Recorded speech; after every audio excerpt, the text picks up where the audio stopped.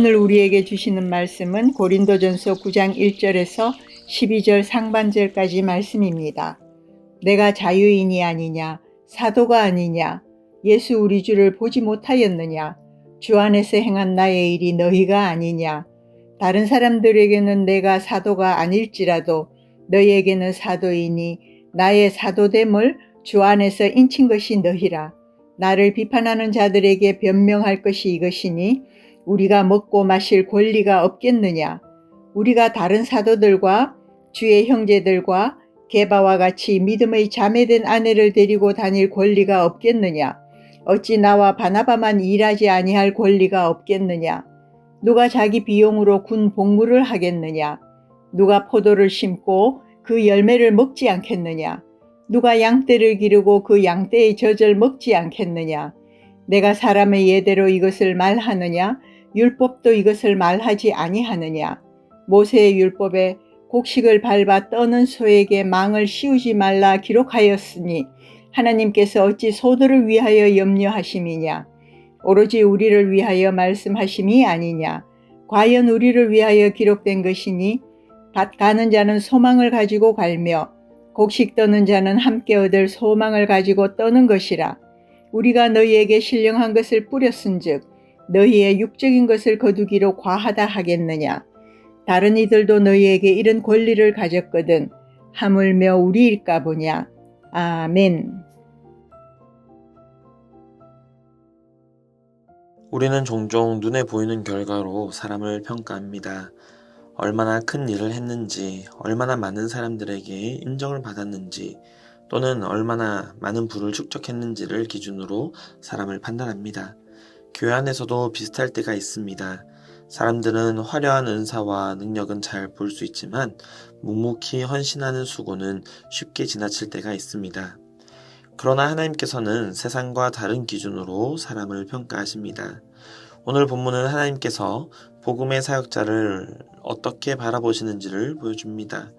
고린도 교회 안에는 사도 바울의 사도권을 의심하는 사람들이 있었습니다. 바울은 그들에게 자신의 권리를 주장하기 전에 먼저 하나님께서 사역자를 어떻게 보시는지를 설명합니다. 앞서 사도 바울은 형제를 실족하게 한다면 영원히 고기를 먹지 않겠다라고 한 말에 실제 예시로 자신의 사례를 듭니다. 바울은 사도로서 정당하게 요구할 수 있는 권리를 포기하기 전에 먼저 그에게 있는 권리의 정당성을 먼저 말합니다. 하나님은 복음 사역자의 수고를 어떻게 평가하실까요?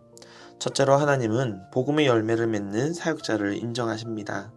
바울은 1절에서부터 여러 질문을 던집니다. 내가 자유인이 아니냐? 내가 사도가 아니냐? 예수 우리 주를 보지 못하였느냐? 주 안에서 행한 나의 일이 너희가 아니냐? 바울은 자신을 사도라 말합니다. 사도가 무슨 뜻입니까? 보냄받은 자. 좋든 싫든 부득불 보냄받은 그 길을 걸어가야 하는 사람입니다.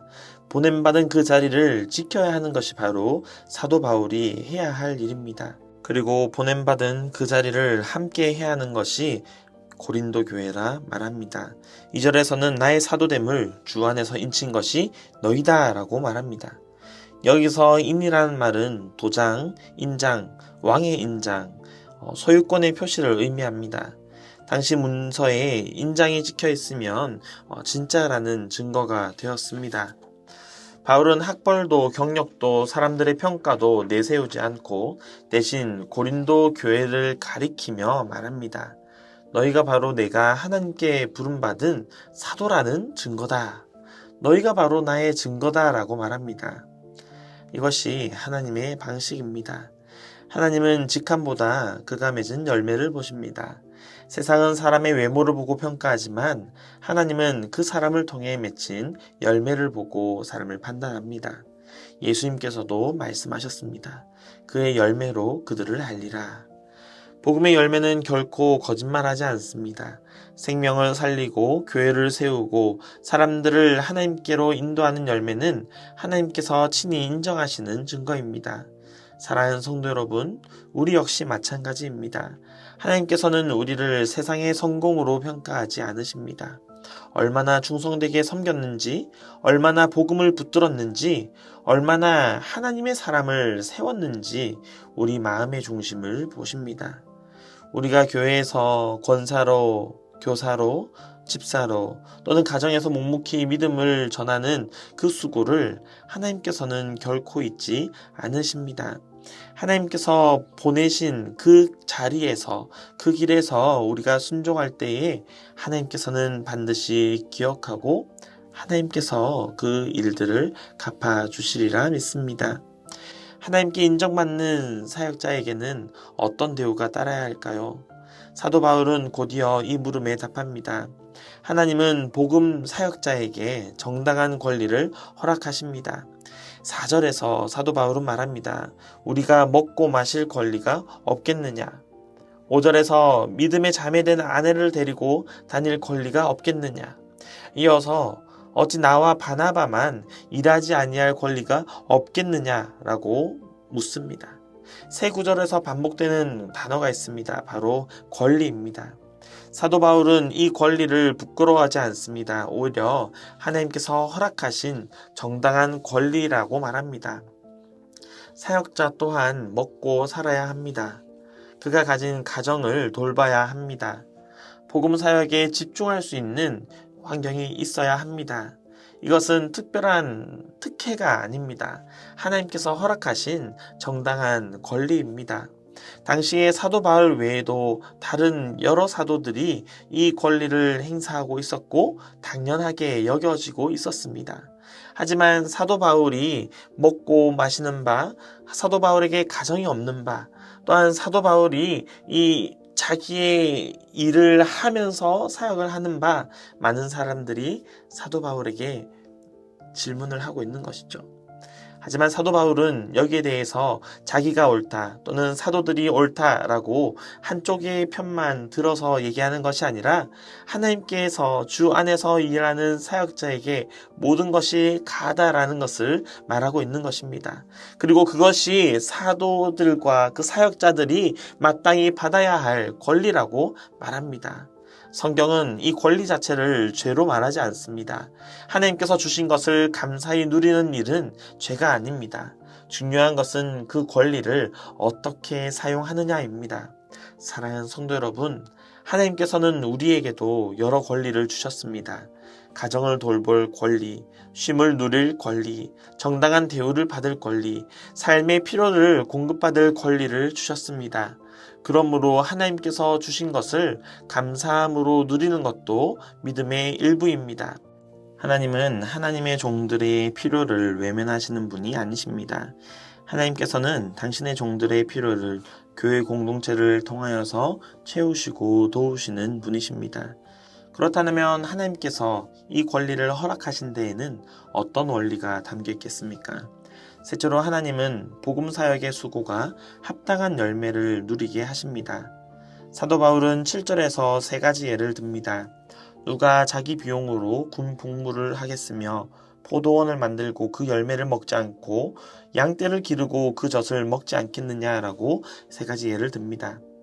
군인도 수고의 대가를 받고 농부도 열매를 거둡니다. 목자들도 양떼의 젖을 먹습니다. 이것은 하나님께서 세우신 질서입니다. 하나님은 하나님의 일을 하는 자가 그 열매를 누리도록 만드셨습니다. 그래서 사도 바울은 9절에서 신명기의 말씀을 끌어와서 말합니다. 곡식 떠는 소의 입에 망을 씌우지 말라라는 것입니다. 일하는 짐승조차 그 수고의 열매를 맛보게 하신 하나님의 뜻이 담겨 있습니다. 하물며 복음을 위해 생명을 드리는 사람들에게는 어떻게 해야 합니까? 11절에서 사도 바울은 말합니다. 우리가 너희에게 신령한 것을 뿌렸은즉 너희의 육적인 것을 거두기로 과하겠다 하겠느냐? 다른 이들도 너희에게 이런 권리를 가졌거늘 하물며 우리일까 보냐라고 말하는 것입니다. 사도 바울의 권리의 정당성에 대해서 그러나 그 모든 권리를 설명한 뒤에는 사도 바울이 그 모든 권리를 포기함으로써 너희들을 복음에 세우기를 위한다라고 말합니다. 사도 바울은 복음을 전하고 말씀을 가르치고 교회를 바르게 세우는 일을 감당하였습니다. 이러한 일들은 결코 가벼운 일들이 아닙니다. 하나님은 그러한 수고를 귀하게 여기시고 그리고 그 수고가 합당한 열매를 맺도록 그 열매를 누리도록 하시는 분입니다. 사랑하는 성도 여러분, 여기에는 우리 모두에게 주시는 위로가 있습니다. 하나님 나라를 위하여 하는 수고는 결코 헛되지 않습니다. 사람이 몰라줄 수 있습니다. 당장 열매가 보이지 않을 수도 있습니다. 아니, 계속해서 실패한 것만 같은 상황이 펼쳐질 수도 있습니다. 그러나 하나님께서는 우리의 모든 수고와 헌신을 기억하십니다. 눈물로 드린 기도를, 말씀을 붙들고 살아온 우리의 시간들을, 가정을 위해 흘린 눈물과 교회를 위해 감당한 헌신과 노력들을 하나님께서는 결코 잊지 않으십니다. 우리 주 안에서의 수고는 결코 헛되지 않는다라는 것을 우리는 기억해야 합니다. 사랑하는 성도 여러분, 오늘 본문은 우리에게 세 가지를 가르쳐 줍니다. 첫째로 하나님은 복음의 열매를 맺는 사역자의 수고를 인정하십니다. 둘째로 하나님은 복음 사역자에게 정당한 권리를 허락하십니다. 그리고 셋째는 하나님은 복음 사역의 수고가 합당한 열매를 누리게 하십니다. 세상은 결과를 보지만 하나님은 우리의 충성을 보십니다. 세상은 성공을 보지만 하나님께서는 그 수고의 헌신을 보십니다. 세상은 인기를 보지만 하나님께서는 눈물의 기도를 들으시고 보십니다. 그러므로 낙심하지 맙시다. 가정에서의 수고도, 교회에서의 섬김도, 복음을 위한 작은 헌신도 우리 주님께서 모두 기억하고 계십니다. 그러므로 오늘도 하나님께서 보내신 그 자리에서 믿음으로 수고를 감당하는 저와 여러분이 되시기를 주님의 이름으로 소망합니다.